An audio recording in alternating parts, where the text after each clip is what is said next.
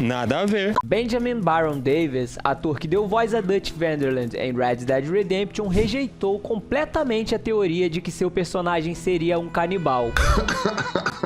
Em uma entrevista, ele deixou claro que essa especulação dos fãs não tem fundamento e que Dutch não foi escrito ou interpretado com essa intenção. Apparently, people are suggesting that Dutch Vanderland is a cannibal in some corners of the internet, and I will go on record and say that's absolutely fucking incorrect. Mas será que isso realmente prova que Dutch estava livre de qualquer suspeita? Ou ainda há detalhes ocultos que fortalecem essa hipótese? Vamos explorar as evidências, os mitos e os fatos sobre esse tema polêmico e no final você decide. Será que há algo mais profundo por trás da história de Dutch ou tudo não passa de especulação? It's art.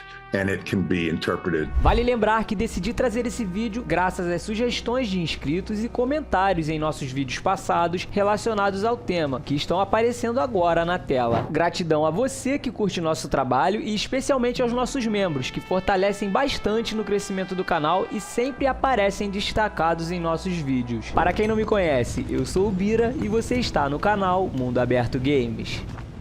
You're just like me, John. You can't change who you are.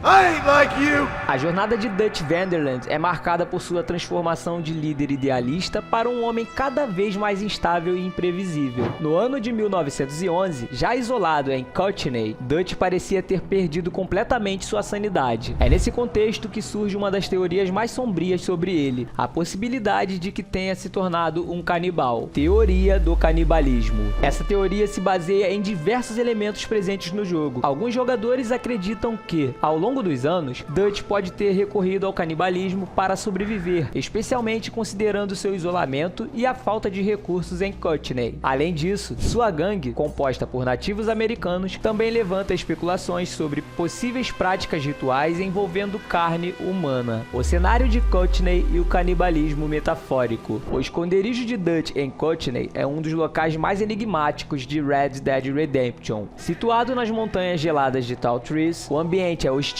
e isolado, reforçando a ideia de que Dutch estava completamente afastado da civilização. Is Dutch a cannibal? Do you think Dutch is a cannibal? O que torna Courtenay ainda mais intrigante são os detalhes que sugerem um canibalismo metafórico. Mas o que seria isso? Estou lhe respondendo, não sei. No caso de Dutch Vanderland, o conceito de canibalismo metafórico pode ser interpretado como uma forma simbólica de consumo, onde o indivíduo devora metaforicamente os recursos, a confiança ou até mesmo a identidade dos outros ao seu redor. Em 1899, Dutch Vanderland, líder da gangue em Red Dead Redemption 2, há uma teoria de que ele teria praticado esse tipo de canibalismo ao explorar e manipular seus seguidores para seu próprio benefício.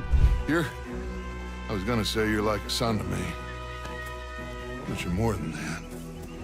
É mentira! Já em Red Dead Redemption 1, voltando a falar de Courtenay, o local é repleto de ossadas humanas e restos de animais, mas alguns jogadores acreditam que certos elementos podem indicar algo ainda mais macabro. Os detalhes contidos nesse esconderijo, a banheira aparentemente suja de sangue misturado com ferrugem, a atmosfera sombria e até mesmo a forma como Dutch se comporta ali contribuem para essa interpretação, a rejeição da teoria pelo ator.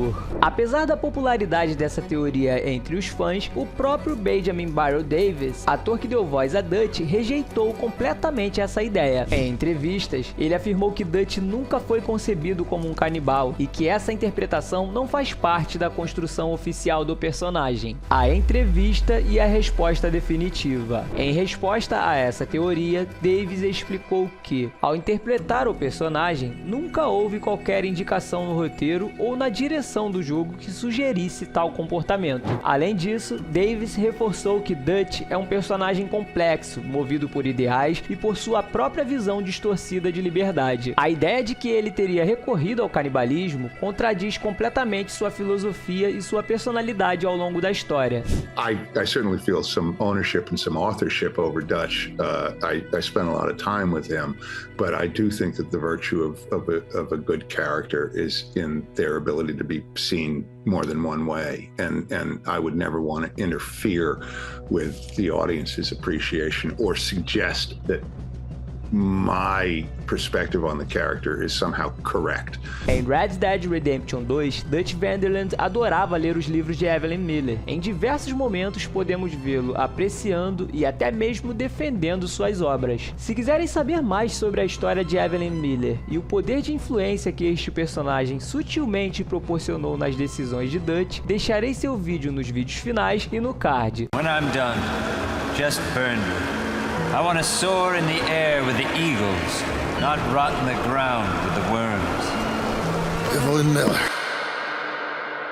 Pensa no fedor, eita fedor da desgraça. O impacto da interpretação do ator. A forma como um ator dá vida a um personagem pode influenciar diretamente a percepção do público. No caso de Dutch, Benjamin Baron Davis trouxe uma atuação intensa e cheia de nuances, tornando o personagem ainda mais enigmático. Mesmo com sua negação categórica, a teoria do canibalismo continua sendo debatida por fãs, especialmente por aqueles que analisam os detalhes do cenário de Courtney e as possíveis metáforas presentes no jogo. Isso mostra como a interpretação de um ator pode ser apenas uma peça do quebra-cabeça, enquanto os jogadores continuam explorando e criando suas próprias narrativas. A possibilidade de canibalismo na gangue. Enquanto a teoria do canibalismo de Dutch Van der Linde já é intrigante por si só, alguns fãs acreditam que essa prática pode ter se estendido a outros membros da gangue. A presença de nativos americanos no grupo levanta especulações sobre possíveis rituais espirituais que envolviam o consumo de carne humana. A influência dos nativos americanos na gangue. A gangue de Van der Linde, em 1911, era composta por uma mistura de foras da lei, dissidentes e pensadores livres. Entre eles, havia membros de origem indígena, o que levou alguns jogadores a especular sobre a possibilidade de práticas culturais envolvendo canibalismo. Na vida real, apesar de ser uma minoria, algumas tribos indígenas praticavam rituais que envolviam o consumo simbólico de carne humana, geralmente como forma de absorver a força de um inimigo ou como parte de cerimônias espirituais. No entanto, não há evidências concretas de que isso tenha sido representado diretamente em Red Dead Redemption 2. Elementos no jogo que reforçam a teoria. Algumas pistas no jogo alimentam essa especulação. O comportamento errático de Dutch, sua obsessão por poder e sua relação com certos membros da gangue podem ser interpretados como indícios de que algo mais sombrio acontecia nos bastidores. Além disso, o esconderijo em Courtney, com sua ambientação macabra, ossadas humanas e restos de animais espalhados, contribui para essa atmosfera de mistério. Outro detalhe curioso é que, ao longo do jogo, existem referências a grupos que praticam canibalismo, como alguns eventos aleatórios que surgem no México, Estados Unidos e a missão secundária chamada Apetites Americanos, que inclusive, caso você não saiba, existe uma playlist enorme aqui no canal onde explico detalhadamente as histórias que as missões secundárias em Red Dead Redemption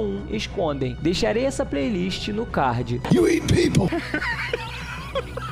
O fato de conter canibais em eventos aleatórios e missões secundárias no jogo nos mostra que a ideia de consumo de carne humana não é completamente estranha ao universo de Red Dead Redemption. Em Red Dead Redemption 2 temos a corja dos Murphys, que realmente praticam canibalismo, e temos um vídeo aqui no canal onde conto sobre toda a sua história e curiosidades. Vale muito a pena conferir em nossa playlist de gangues depois. O que essas teorias significam para a história da gangue? Se essas teorias fossem verdadeiras, elas adicionariam uma camada ainda mais sombria à narrativa da gangue Van der Linde. O grupo, que começou como um bando de idealistas lutando contra um sistema corrupto, poderia ter se tornado em algo muito mais brutal e primitivo com o passar dos anos. No entanto, como acontece com muitas teorias de fãs, essa hipótese permanece no campo da especulação. Essa é a grande magia de Red Dead Redemption. O jogo constrói um universo tão rico e detalhado que abre espaço